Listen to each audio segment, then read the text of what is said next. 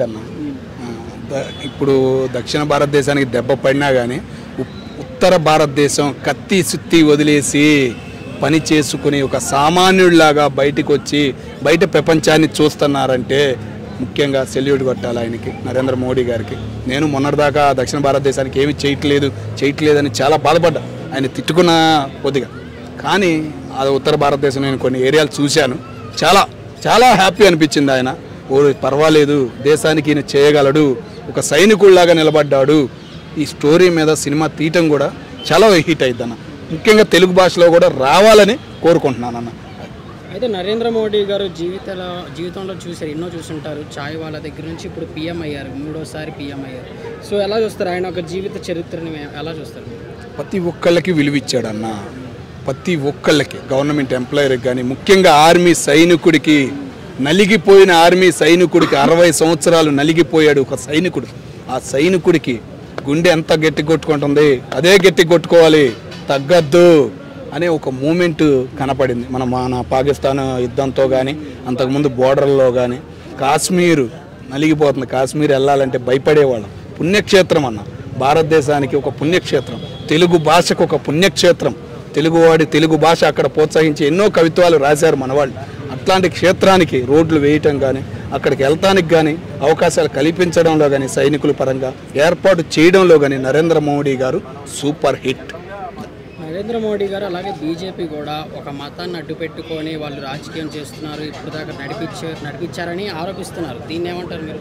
నేపాల్ చూసావన్నా, అది ఎప్పుడో జరిగి ఉండాల్సింది. ఉదాహరణ అదొక్కటే, నేపాల్ చూసావు కదా, అది ఎప్పుడో జరిగి ఉండాల్సింది. ఇంకా 12 ఏళ్ళు 13 ఏళ్ళు జరుగుతుందంటే మోడీ గారు ఆలోచన లేదు. ఆర్ఎస్ఎస్ ఒక యుద్ధంగా వెళ్తుంది, దాని జోలికి వెళ్ళటం లేదు, దాని పని అది చేసుకుంటుంది. ఇటు రాజకీయానికి కదిలి ఇట్లా అది స్వేచ్ఛ అనేది కదుగుతుంది. ప్రతి కులానికి ఆదరణ అనేది వచ్చింది. అది ముఖ్య కారణం ఎవరంటే నరేంద్ర మోడీ గారే. అయితే 2029 ఎన్నికల్లో నరేంద్ర మోడీ గారు బీజేపీ కాస్త అటీటుగా ఉంటుందని అంటున్నారు. కాంగ్రెస్ నుంచి రాహుల్ గాంధీ గారు మళ్ళీ గెలవబోతున్నారేమో అనేటువంటి సంకేతాలు వినపడుతున్నాయి. లేదా, రాంగ్ ఇన్ఫర్మేషన్. మొన్న ఒకటి రిజర్వేషన్ తీసేస్తామన్న దానిలో కొద్దిగా మైనస్ పడింది, దెబ్బ పడింది. ఆ రిజర్వేషన్ తీసేసే విషయం కూడా ఈ 4 ఏళ్లలో క్లియర్ చేస్తారు. 2029కి మోడీ గారు మరి ఏజ్ బార్ అని అంటున్నారు, కానీ ఆయన ఇంకొక 5 ఏళ్ళు ఉంటే భారతదేశానికి ప్లస్ రూపాయికి డాలర్ని మించిపోయిద్ది, డాలర్ పడిపోయిద్ది అనే ఆశ అయితే కలుగుతుందన్న. అయితే ఆంధ్రప్రదేశ్కి ఇప్పుడు కూటమి ప్రభుత్వంలో ఉన్నాం కదా, మరి ఆంధ్రప్రదేశ్కి ఆయన సహకరిస్తున్నారా అన్ని విధాలుగా? నేను మొన్నటిదాకా చెప్పా కదా, మొన్న 10 ఏళ్ళు ఉత్తర భారతదేశాన్ని చూశాడు, దక్షిణ భారతదేశాన్ని వదిలేశాడు. ఎందుకు అనుకున్నా నేను, బినామీలు ఇటు పెరిగిపోయారు, అటు ఏమీ లేదు అనే ఫీలింగ్ కలిగింది ఆయనకి. ఆ ఫీలింగ్ని పోగొట్టాడు. ఇప్పుడు మూమెంట్ మొదలిపోయింది, ఏది నోట్లు రద్దు కానీ, ఇక్కడ ఉన్న రాజకీయ నాయకులను కంట్రోల్ చేయటం కానీ అంతా చేశాడు. ఓకేనా, ఆ భయం అనేది ప్రతి ఒక్కరికి కలిగించాడు. నువ్వు ఇటు ఏది తీసుకున్నా, దక్షిణ భారతదేశంలో ఏది తీసుకున్నా కానీ ఇటు గాలి మళ్ళింది, అభివృద్ధి అనేది మొదలైంది. అభివృద్ధి మనకేంటంటే ఒక చెయ్యి ఒక పావలా అందిస్తే చాలు, మనం ముప్పాలా చేసి కూర్చోగలం. అంత పట్టు కానీ అంత ఉంది మన సంకల్పం కానీ, మనది చాలా గట్టిది. ఇటు ఎందుకంటే భారతదేశంలో కల్లా అటు సైడ్ కన్నా కూడా మన ఇటు దక్షిణ భారతదేశం వాళ్ళు ప్రపంచం మొత్తం ఎన్ని దేశాలు ఉన్నాయో అన్ని దేశాలు వెళ్ళారు, ఎక్కడికైనా వెళ్ళి బతకగలరయ్యా. అది ఒక పట్టు ఉంది. ఆ పట్టుకి ఇప్పుడు మళ్ళీ ఒక నీరు పోస్తున్నాడు.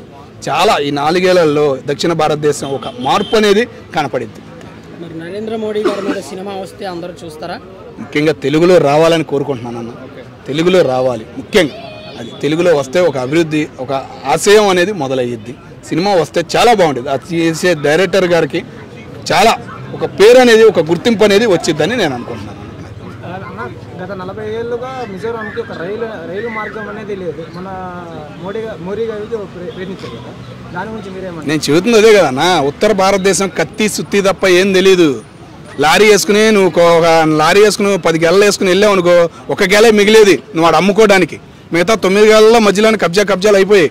కానీ ఇప్పుడు లారీ డ్రైవర్ కానీ, బస్సు డ్రైవర్ కానీ ఎవరినైనా అడుగు, ఆ రూట్లో వెళ్ళే వాళ్ళని ఎవరినైనా అడుగు, మారిపోయింది మామా, ఆడ కష్టపడుతున్నారు జనం అని వాళ్ళు చెప్పిన మాటలే నేను మీకు చెబుతున్నాను.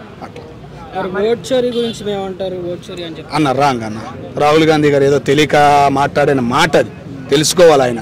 ఎందుకంటే ఆయన మీద నాకు ఎప్పుడు పోయిందంటే, ఒక స్టూడెంట్ దగ్గరకు వచ్చి నీకు చదువు అవసరమా అన్నాడు ఒకసారి. అక్కడే నాకు రాహుల్ గాంధీ గారి మీద ఒక ఇంట్రెస్ట్ అనేది పోయింది. ఎక్కడ గుంటూరే వచ్చింది ఆయన. ఒకసారి గుంటూరు వచ్చినప్పుడు నేను ఉన్నాను అక్కడ, స్టూడెంట్, నేను డిగ్రీలో చదువుతున్నప్పుడు. స్టూడెంట్కి చదువు అవసరమా అంటాడు. నాకు అప్పుడే పోయింది ఆయన మీద ఒక అవగాహన లేదు ఆయనకి. తెలుసుకోవాలి, ఇంకా తెలుసుకోవాలన్నా కానీ ఇంకా 10 ఏళ్ళు పట్టిద్ది.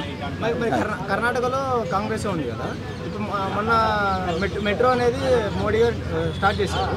ఇప్పుడు హైదరాబాద్ తెలంగాణలో కాంగ్రెస్కి ఇవ్వలేదు అని చెప్పి ఒక వచ్చిన ఆదాయం ఉందన్న. హైదరాబాద్కి ఆదాయం ఉంది, తెలంగాణకి హైదరాబాద్ ఆదాయం ఉంది. కాబట్టి ఆయన ఏం చేయాలి, ఎక్కడ చేయాలి, ప్రతి అడుగు చూసి వేస్తున్నాడు. తెలంగాణలో కూడా బీజేపీ రావాలని కోరుకుంటున్నాం.